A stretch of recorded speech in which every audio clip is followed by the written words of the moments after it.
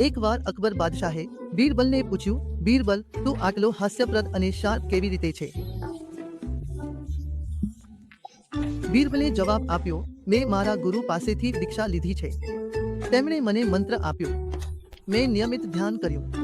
એથી મારી બુદ્ધિ તેજસ્વી બની. મારું મન હલકું થયું. ત્યારે તેમણે કહ્યું, તો મને પર ધ્યાન શીખવા. તો બીરબલે કહ્યું, જુઓ, હું ધ્યાન શીખવી શકતો નથી. તમારે ગુરુ પાસે જઈ ધ્યાન શીખવું જોઈએ. અકબરે કહ્યું, ઠીક છે, તો તારા ગુરુ કોણ છે? તેમને અહીં બોલાવડાવો. બીરબલે કહ્યું, ગુરુને બોલાવી શકાતા નથી. તમારે ચાલીને ગુરુ પાસે જવું પડશે. આ સાંભળી બાદશાહ ગુસ્સે થઈ ગયા. આ શું? તે ગુસ્સે થઈ ગયા. અમે તો અહીંના બાદશાહ છીએ. ચક્રવર્તી, અમે તેમને બોલાવ્યા હોય તો તે કેમ ન આવે? બોલાવો ગુરુને તો આવે જ નહીં, તો પછી કોઈ એલાગેરા ગુરુ હોય છે, એમ જ એક બીજા ગુરુ આવી ગયા. તો બાદશાહે કહ્યું, જુઓ, હું પણ ધ્યાન કરું છું.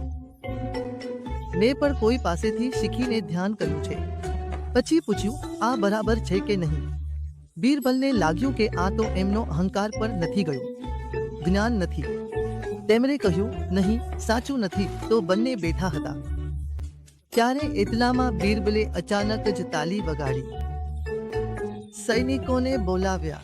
બાદશાહ તરફ એક ઇશારો કરીને સૈનિકોને કહ્યું, આને કેદ કરી લો. સૈનિકો કેમ કેદ કરવાના?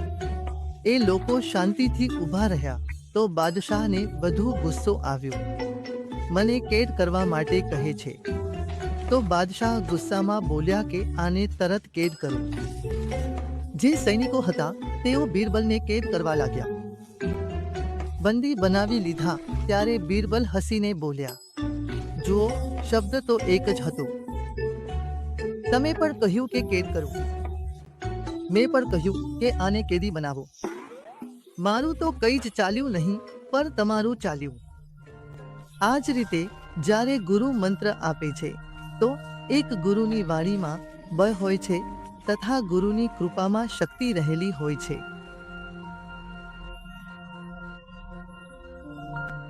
એટલે આવા મંત્રો કોઈ પણ પુસ્તકમાં વાંચીને પર ક્યારેય શીખવી ના શકું.